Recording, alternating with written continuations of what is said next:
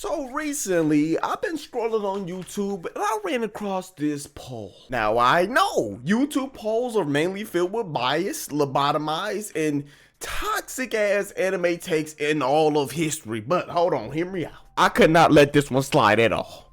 They did my boy dirty. They did my boy insanely dirty. And now you may be asking, okay, boom, what was this poll about to make it seem like someone was done dirty? Well, okay, let me tell you this. This was a character poll about who had the best internal, it was like the internal, I'll put it up on screen right here. It's like the most internal development bullshit or internal struggle within their mind. Something along those lines, if I remember correctly. I'm going to remember once I see it, obviously, but it was like an internal struggle. And on the YouTube poll, it had my boy Thorfinn.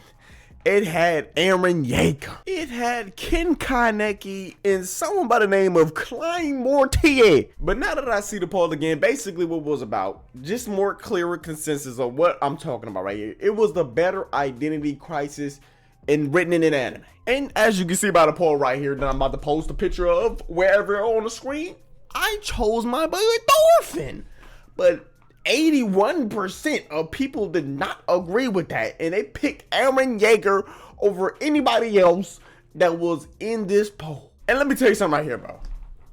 When I seen that, I knew this was 100% biased because Attack on Titan is one of the most popular animes out right now, at least. Even when it was releasing. It's still popular to this day, even after it already ended. But let me tell you why I think that is. Let me tell you, bro. Those who voted for Aaron Yeager having an identity crisis clearly don't know Aaron Yeager at all. Because throughout this show, I feel like we have not seen Aaron struggle with who he is, his identity. He has not struggled with anything involving himself within this series. And again, I know that may sound crazy, but let's take a step back. Let's think about everything that went on in Attack on Titan. Okay, boom, look. He starts off wanting to be a soldier because he sees his mom gets killed. Okay, cool. What is his main mission? I want to kill all the Titans. Okay, cool. Why does he want to kill all the Titans? To keep his people safe. Everyone's been dying. He don't want the same thing that happened to him when he was a kid to happen to anyone else. That's his whole thing in the beginning. And that goes from seasons 1 to 2. Okay, right. Cool. He stays with that mindset. Season 3 comes around. He really just gives up on life and he just wants to die, bro. Because after, I think it was after he came in contact with Krishna or whoever has royal blood. There's too many names to remember on Attack on Titan. He came into contact with whoever has royal blood. He was able to see all the possible futures. My brother gets depressed. I think after that he gets captured and then he just basically, he don't want to do nothing anymore. He don't want to do shit. He just wants to die. He feels useless. He feels like everything that he ever fought for was useless. My brother, that is genuinely how Aaron was feeling in those moments. But brother, even after being betrayed, even after being captured, even after seeing everything that was going to happen and there's no way to stop it, even after giving up and wanting to die, and then he was about to get eaten by somebody else to take that nigga powers. But brother, look. Throughout this whole thing of Attack on Titan, he still hasn't struggled with his own identity. The only thing he's been struggling with is how to deal with everything. That is his main thing. Even season 4 when he turns heel. The reason why he turns heel because he feels like that is the one thing that he has to do to make things right. Again, it kind of goes on the same point of, hey, I want to kill all the Titans to protect my friends. Now is when he points over that ocean, the enemies are over there, right? All I gotta do is wipe them out. We're gonna be fine. How you don't struggle with your identity when you say, all I gotta do is kill them niggas over there and it's over. And that's exactly what he does. He does what he needs to get done to make sure his friends are safe. It's the same thing as saying, I'm going to kill all the Titans. I am now going to kill all the Marlians and 80% of the world to make sure that my people can live.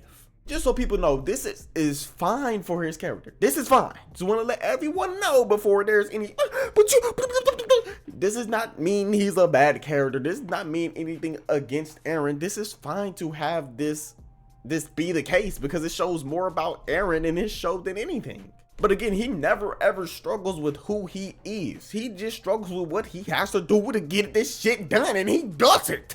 And it doesn't also help to see that we really don't see him actually kind of struggle with what he has to do. We just see at the end of season 3, the niggas looking over at the ocean, say the enemy's over there. And then season 4, he's over there basically as a spy. And then just after he's done doing whatever the hell plotting and planning he had going on, he immediately starts wrecking shit. There was never a hesitation or anything, a glimpse of that in Eren, especially in season 4 when he turned heel. There was no glimpse of anything. Everything he had said before about not wanting to see other people go through the same thing, all that shit went out the window. And just so I made it clear enough, yes, out of this whole people and all of this poll, I feel like Thorfinn has a better identity crisis or better written identity crisis without his whole entire show, because that's what his whole show is literally about. When Kaneki really has his identity crisis, it's more so in a moment. It happens once in a moment, and that's kind of it. I feel like Thorfinn has struggled with this more than anyone here in their entirety of their show. Because one, he starts off wanting to be a strong warrior, just like his daddy, right? Type shit. Of course, he's a kid. He wants to be like that. His daddy told him, hey, bro, you ain't got no motherfucking enemies. You need to chill that bullshit out. You don't need a sword. You don't need this. Just chill. But of course, Thorfinn being the little kid he is, he not listening to none of that bullshit. So whenever he's seen his dad, hey, I need to lead these people over here to go do this one thing, Thorfinn sneaks on the ship. Once he sneaks on the ship, he sees his dad do all this cool shit and then gets killed by like this, bandit thief? Whatever the hell Askeladd was at that time. And this causes Thorfinn to want revenge. He wants to get revenge for his daddy. His whole purpose now is solely to kill Askeladd. But the most craziest thing about it, brother, is this whole time he's trying to kill Askeladd, he gets moments as a child. Even when Askeladd was pretending to be asleep, that is technically a moment where he could have striked, but he didn't. Even though his whole purpose now for living was to kill Askeladd. The teaching of his father, the respect, everything in his mind. He wanted to do things, oh no, I want to face this nigga and stand and beat him. I can't just do this because it was so much internal conflict that was going on in his mind about how he should do things, if he should kill Askeladd. The whole time he's trying to make himself seem useful to Askeladd and then challenge the nigga. He does the shit to challenge him, to fight him, to lose. And then when he gets the moment to actually kill him, he doesn't take the moment to kill him, even if it's an easier way out. And during the time that he is spending with Askeladd during these raids or doing these missions or whatever is going on, he has moral struggles. He sees things happen that he's inflicting on other people and realizing, damn, this is what my dad been talking about.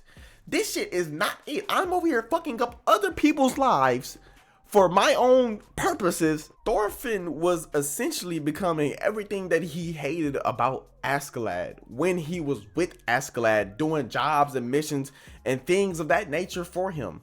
All for the fact of revenge against what Askeladd did to him as a child. But the thing about it is, as time goes on, it seems like Thorfinn really doesn't want to kill Askeladd. Like it really dumbs down the internal conflict in Thorfinn's mind. Cause yeah, we see him, oh, I want to kill this nigga, I want to kill this nigga. But as time goes, you see Askeladd is low-key raising him to be like a son type thing, protecting him when he needs to, even though Askeladd is like doing it his way, not very being like a kind, gentle soul, obviously.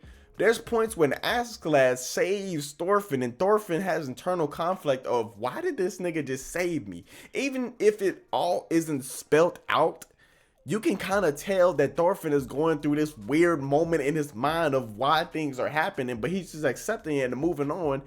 And then he also has moments where he saves Askeladd, where it's like, isn't this the nigga that killed your daddy? Like, why are we doing this? The whole point of you doing everything that you did up to this point was for revenge. If it sounds complicated the way I'm explaining it, it's because it is. Even when we get to the point, spoiler alert, if you didn't leave right now, spoiler alert. We get to the point where Thorfinn sees Askeladd basically crash out, kill a king and some more bullshit, and then dies. And there goes Thorfinn's whole purpose and reason for living out the window. Everything he did is gone. But you know the craziest thing about it? Thorfinn kind of didn't even want to get revenge. He phrases it as, well, that was supposed to be me that killed that nigga. But at the same point, it's like he didn't want Askeladd to die, and he was sad that Askeladd died, even though Askeladd was the one that took everything away from him in his mind. During these points, Thorfinn deadass is really struggling with who he is and what he wants as a person, because he genuinely does not know. He just does things and moves on to the next day, hoping that he can reach a solution possibly in the future at any point. But you know what the thing is? The future that he ends up coming to, the peace in his mind that he ends up coming to, is what he remembers for what his dad told him so long ago. And that's what he ends up going with. He ends up being a slave. And remembering, bro, I have no enemies. And that's why I think everything that I just explained there is why Thorfinn, bro, has the better written character identity crisis within pretty much all of anime. I'm not gonna lie, I'm gonna just say it right here. All anime, Thorfinn got it. But hey, if you disagree with me, go ahead, tell me in the comments below if you thought probably Eren Yeager had the better identity crisis, even though a lot of his internal struggles is really off screen because we don't get to see it. Other than that, like the video, subscribe, and I'm gonna see you next time, whenever that is.